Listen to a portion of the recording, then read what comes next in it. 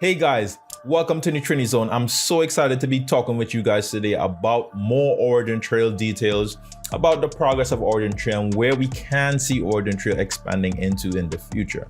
Of course, we will be diving in today, just to save as much time as possible, we'll be diving into this particular piece. We've already covered about half of this when we covered the MMCS program, the multimodal compliance standard that is being put out by BSI and OriginTrail and Poseidon. But now we're going to be talking about the other part of this, which is equally as important. And of course, to do that, we'll be diving back into this article and we'll be talking about the other issues that was presented in this article by Courtney. It says, at present, pharmaceutical companies don't have the visibility or data to provide traceability to the final clinical destination of their medicines, resulting in a large percentage of medicines not reaching the intended patients. Transparency in supply chain and traceability of medicines from production to end patient is required to best mitigate supply chain risk, such as the risk of temperature excursion, counterfeit medicines, diverted medicines. We know that BSI and OriginTrail are already working together to tackle these particular issues. But there's an issue developing in a particular type of location, and let's dive into that. It says, at present, there is a massive disparity in the percentage of availability of vaccines to populations in different countries. For example, as of the 6th of January 2022, only 5% of Nigeria had received at least one COVID vaccine, compared to 74% of the US, 76% of the UK, and 99% of the UAE. Courtney says, I'm passionate about helping make medicines accessible to all and helping to close the vaccine availability gap between higher income and, here it is, lower and middle income countries, LMICs. At BSI, we are innovators and we support innovation in others. So this is really the bomb right there. Boom. The bomb is that we will be targeting LMICs alongside BSI. Now, you may be wondering, why is targeting lower and middle income countries such a big deal, Amos? Well, this is actually quite a lot of throughput. It is a lot of data and actual medicines that will be transmitted to LMICs. So dominating that particular market is actually very, very, very valuable. As it says here, billions of dollars have been invested in LMICs, building supply chain infrastructure to allow medicines to reach these countries. But there is a global blind spot. Those medicines are not all getting distributed. In Zambia, as a project example, only 30% of the medicines that reached the country ended up being administered to the patient, meaning 70% of medicines are lost in transit or expired, or maybe even stolen and resold on the black market. So we need to make sure that all donated medicines are reaching the intended target, reaching the people who are suffering the most in these different countries, in these poorer countries. And this is exactly why OriginTrail alongside BSI has invented AidTrust. And it says, BSI has been working with our technology partner, Trace Labs, that's us guys, woohoo! To develop AidTrust so that donor organizations as well as aid and non-government organizations can evidence that medicines are reaching the intended recipients through secure and resilient supply chains. First of all, we have a list here of all the different lower and middle income countries. And as you can see on this list, we are already expanding rapidly throughout one of these countries in particular, and that, my friends, is India. And that's why this is where we got the bombshell drop by Yuri that the first rollout of AidTrust, a joint Trace Labs and BSI product, continues in India to 80 plus treatment centers, and they have plans to roll out into 40 more countries with this particular NGO, bringing millions of pharmaceutical assets onto the decentralized knowledge graph. Damn! Remember, I was telling you there are millions upon millions of doses of vaccines being shipped to all of these LMIC countries. And so to have a technology for the first of its kind that can actually facilitate this trade means that OriginTrail is positioned in a very unique spot. But we will dive deeper into how so. And we see here we have confirmation that AidTrust did indeed receive a lot of interest after the successful product launch in December. So it says Trace Labs and BSI UK are in discussion with some of the leading pharmaceutical companies and aid programs to unleash the power of the OriginTrail decentralized knowledge graph. Now, I have a speculation on some of these large aid companies, as there's basically one body that is at the center of aid for vaccines and the global distribution of vaccines. But before we get there, it's important to understand that it's important to follow the money, follow where these entities are thinking have the biggest market, has a massive market. Let's dive into what the mainstream pharmaceutical entities think about LMICs to really determine, are we on target in focusing on LMICs. And as we can see by McKinsey and Company, and it says none are safe until all are safe. COVID-19 vaccine rollout in lower and middle income countries. And it says here, high-income countries around the world have been deploying mass COVID-19 vaccination programs at varying speeds since December 2020. As of April 19, 2021, more than 500 million people worldwide had received at least one dose. A majority of HICs had administered at least one dose to over 20% of their population, and a few outliers had provided at least one dose to well over 50%. But here it comes. But in lower and middle income countries, the situation looks quite different. A large number of LMICs were yet to administer an initial dose to 1% of their population as of April 19, presenting a risk not only to their residents, but also to the global progress in preventing the spread of potential variants. It's important also to understand why I think it is an effective strategy what OriginTrail and BSI is doing together. Because not only did they invent a solution, the AidTrust solution, which will physically monitor all the status of these medicines and vaccines, but they also created a multimodal trade standard for governments and nations to subscribe to, as this is an actual pain point alluded to in this article. Why global vaccine equity is prescription for a full recovery. Of course, it speaks about how the lower income countries have less people vaccinated, but there also talks about one particular issue here: trade policy. International trade is essential to producing and distributing these vaccines through complex cross-border supply chains. But nationalistic trade policies, differences in regulatory frameworks between countries, and complex and slow procedures for moving key inputs across borders have impeded trade. This has negatively affected vaccine production and distribution. So this is why I'm saying the MMCS, the multimodal compliance standard that will be adopted by these different government organizations alongside BSI and OriginTrail, is plugging that international trade policy gap. So it's the solution for that particular problem. And now we have the actual technological solution. So there's regulatory solutions as well as technological solutions, all brought together by BSI in one beautiful package. So it's kind of really hard to resist getting everything taken care of for you as a governing body or as a nation state. So this is why I think it lends such power to them working with COVAX. So let's watch this quick video to see what COVAX actually does. When the world has safe and effective COVID-19 vaccines, how can we make sure they reach the people that need them most? Today, there are many vaccines in development. Most will fail. For those that could succeed, governments are under pressure to secure supplies for their populations. If governments compete for vaccines, most countries could miss out. This is not only bad for countries that cannot secure their own supplies, it's bad for us all, as no one is safe until everyone is safe.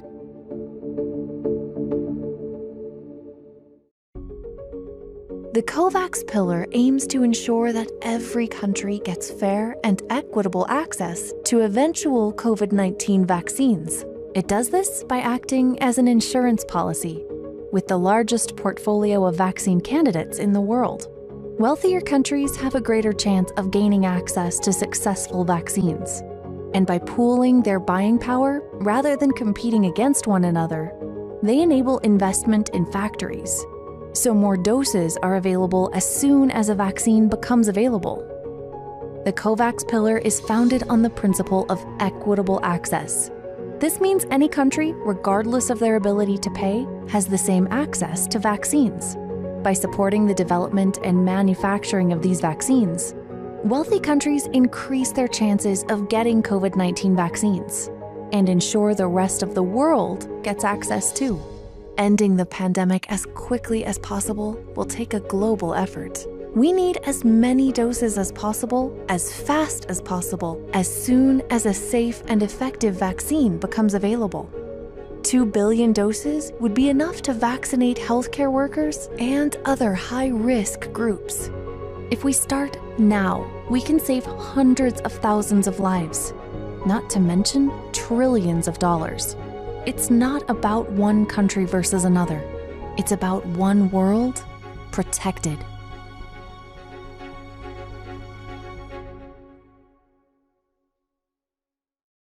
Now, this particular article released by the World Health Organization does a pretty good job of describing the role of each part of COVAX. So COVAX is the overarching vaccine initiative, the vaccine preparedness or delivery initiative. And within the COVAX program, there are various entities and organizations that participate to facilitate different parts of that process. We have CEPI, which is leading on the COVAX vaccine research and development portfolio. And then we have Gavi, who leads on procurement and delivery at scale for COVAX, designing and managing the COVAX facility and the Gavi COVAX AMC, and working with its international alliance partner, UNICEF, and the World Health Organization, along with governments on country readiness and delivery. And then we have the World Health Organization's role, who has multiple roles within COVAX. It provides a normative guidance and vaccine policy regulation, safety, research and development, allocation, and country readiness and delivery. And then we have UNICEF, UNICEF is leveraging its experience as the largest single vaccine buyer in the world and working with manufacturers and partners on the procurement of COVID-19 vaccine doses, as well as freight logistics and storage. Now, with OriginTrail having a unique technology stack, a unique market, a unique product just for this particular market, it makes sense that BSI would say, hey, here's our solution, here's the standard that we're developing, and we think it can facilitate international trade, international delivery of these pharmaceutical medicines in these lower to middle income countries, which, as you can see, Bill Gates himself, we're talking about needing technologies to ensure that these things get delivered to the right place. The world is on the brink of a great scientific achievement. A COVID-19 vaccine will likely be ready by early next year. In fact, we'll probably have more than one vaccine ready. These vaccines will allow us to save millions of lives. They'll also have another enormous benefit. They'll allow us to develop a plan for the world to globally eliminate COVID-19. To achieve this goal of global elimination, we need three things: the capacity to produce billions of vaccines, the funding to pay for them, and the systems to deliver them everywhere. The world's low and lower middle income countries are home to nearly half of the global population. Because they don't have the purchasing power of the wealthy countries, they risk not getting nearly enough doses. That's why I'm thrilled today to announce a new joint agreement signed this morning by 16 pharmaceutical companies and the Gates Foundation. In this agreement, the companies commit to, among other things, scaling up manufacturing at an unprecedented speed and making sure that approved vaccines reach broad distribution as early as possible. The next component we need for global elimination is the funding to pay for those vaccines. The pharmaceutical industry has already made significant commitments in this area as well. The companies involved in the agreement are committed to using donations, foregoing profits, and using tiered pricing to make their products as affordable as possible. So another element here is that we need public funding to pay for these vaccines for all countries. And this is where the ACT Accelerator comes in. It's supported by Gavi and the Global Fund. Both organizations have spent 2 decades becoming experts in how to buy and deliver vaccines, diagnostics, and drugs to developing countries. The United Kingdom has donated enough money for the accelerator to purchase hundreds of millions of vaccine doses for poor countries. The United Kingdom has donated enough money. The United Kingdom has donated enough money for the accelerator to purchase hundreds of millions of vaccine doses for poor countries. I want to thank Prime Minister Johnson. There are so many entities that are willing and donating actual vaccines to all of these LMICs. For example, the G7 announces a pledge to donate 870 million doses of COVID-19 vaccines by the end of 2021, which, by the way, was extended into 2022. So we're seeing all these global entities come together to make sure that these lower to middle income countries have access to vaccines and all these pharmaceutical medicines, but not just have access to it, making sure that it gets to each patient, which is exactly what OriginTrail is doing alongside BSI. It's not just the G7, it's not just the UK, it's actually also the US involved in making sure that the vaccines are delivered to COVAX. Let's check this right here. It says, Pfizer and biotech announced plans to provide the US government at a not-for-profit price 500 million doses of companies' COVID-19 vaccines. Now, if anyone can help me understand what the heck is a not-for-profit price, that would be free, right?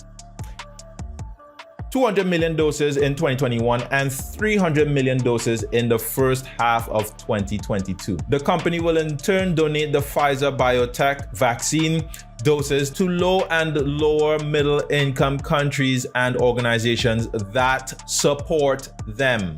As part of the plan, the United States will allocate the vaccine doses to 90 low and lower middle income countries and economies as defined by COVAX and the 55 member states of the African Union.